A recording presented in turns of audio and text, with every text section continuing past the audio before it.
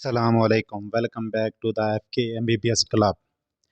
पिछले वीडियो में हमने डब्ल्यूबीसी और उसकी टाइप्स पढ़ी हैं, ग्रेनुलोसाइट और ए ग्रेनुलोसाइट। तो उसमें हमने सारी डब्ल्यूबीसी की टाइप्स, उसकी सारा कुछ हमने पढ़ा था। तो आज हम इस वीडियो में पढ़ेंगे कि कैसे न्यूट्रोफिल और मैक्रोफेज इन्फेक्शन जब हो जाता है तो उसकी तरफ कैसे मूव करते हैं और किस तरह हमें एक इन्फेक्शन से बचाते हैं। How neutrophils and macrophage move toward the infection and defend against infection।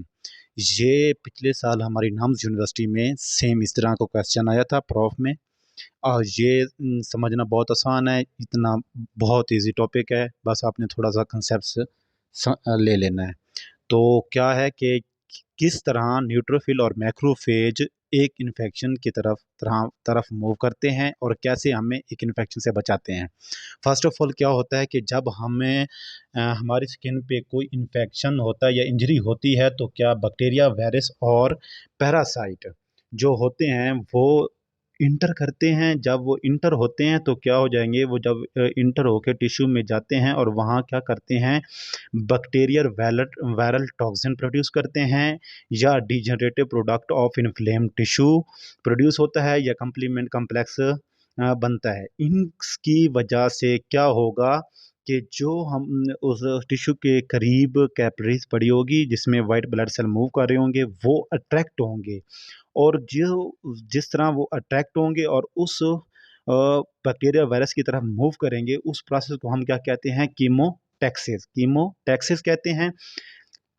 Chemotaxis कहते हैं। और उसके बाद वो किस तरह इस इन्फ्लेम जगह तक पहुंचेंगे, उस प्रोसेस को हमने समझना है। बहुत आसान होगा, कीमोटैक्सिस की वजह से वो अट्रैक्ट होते हैं, इन प्रोसेस से अट्रैक्ट होते हैं। फिर क्या होता है, सबसे पहले होती है मार्जिनेशन। क्या होगा कि जब डब्ल्यूबीसी जो हैं न्यूट्रोफिल या मैक्रोफेज वो क्या होंगे, मार्जिनेशन करेंगे। मार्जिनेशन क्या करेंगे कि ये जो एंडोथीलियल सेल है उसके साथ जाके अटैच होंगे, इसको हम मार्जिनेशन कहते हैं। फिर क्या करेंगे, डायापेडेसिस करेंगे। डायापेडेसिस क्या होगा कि वो पोर से स्क्वीज करके बाहर निकलेंगे टिश्यू की तरफ। जब वो टिश्यू में पहुंच जाएंगे फिर उसके बाद ये एम्पवाइड मोशन करेंगे और उस इन्फ्लेम जगह तक पहुंच जाएंगे। बैक्टीरिया, वायरस और पैरासाइट जहां उसने इन्फ्लेमेशन की हुई है वहां तक पहुंच जाएंगे।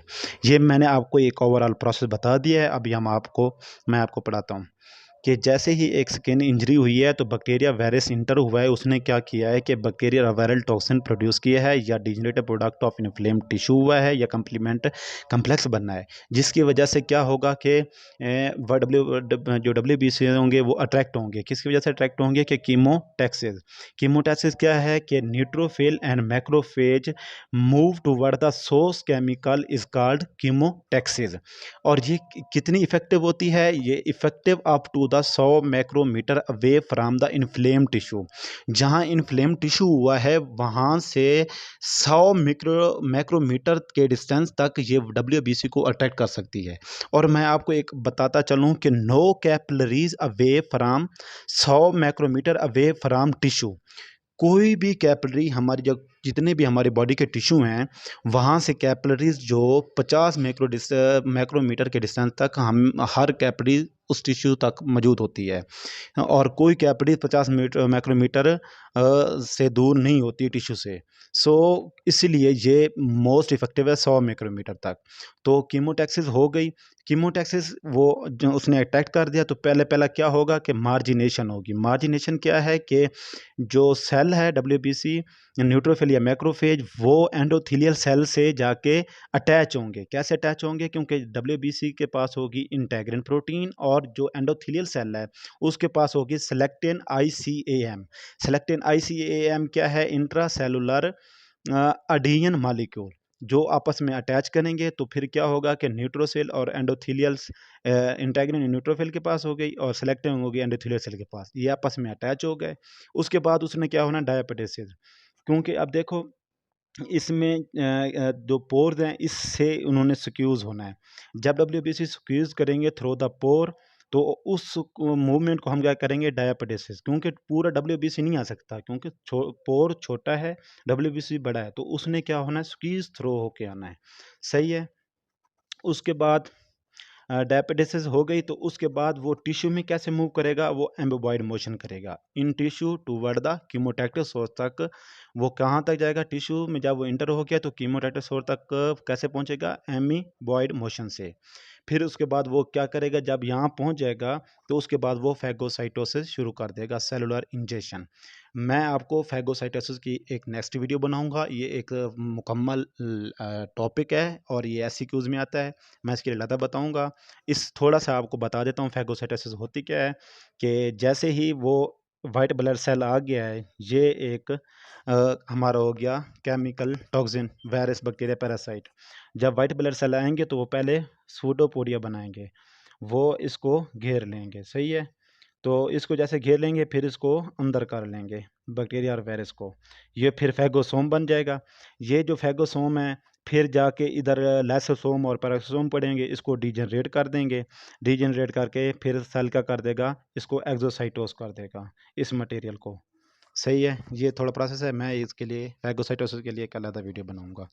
आपको ये समझ लगी। ये नाम्स यूनिवर्सिटी में पिछले साल एसक्यूज आया था कि कैसे न्यूट्रोफिल और मैक्रोफेज इन्फेक्शन की तरफ मूव करते हैं। तो मैंने आपको बता दिया है। पहले क्या होगी, कीमोटैक्सिस। कीमोटैक्सिस वो क्या है कि वो वाइट ब्लड सेल को एक अटैक करना, वाइट ब्लड सेल को क्या करना, क्या क्या इन्फ्लेम्ड जगह टिश्यू तक अट्रैक्ट करना, उसको कीमोटैक्सिस कहते हैं। ये 100 effective up to the 100 micrometre away from the inflame tissue. उसके प्रोसेस क्या होंगे, पहले मार्जिनेशन होगी, फिर उसके बाद डायपेटिसिस होगी, फिर अम्बाइड मोशन होगी। ये है, सिंपल है, ठीक है। ये देखें गाइटर में ये बिल्कुल समझाया हुआ है डायग्राम में।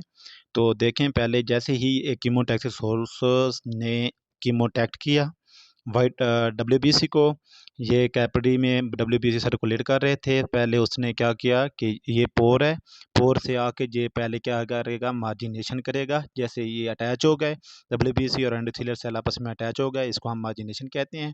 फिर क्या होगा, ये पोर से स्क्वीज होगा। इस स्क्वीज मोशन को हम क्या कहते हैं, डायपेटिसिस। जब ये टिश्यू में आ गया तो फिर क्या करेगा, ये कीमोटैक्टिक सोर्स तक एम्बोबॉइड मोशन करके ये कीमोटैक्टिक सोर्स तक पहुंचेगा। ये डायग्राम में बताई हुई है, मैंने आपको समझा दी है। Thank you.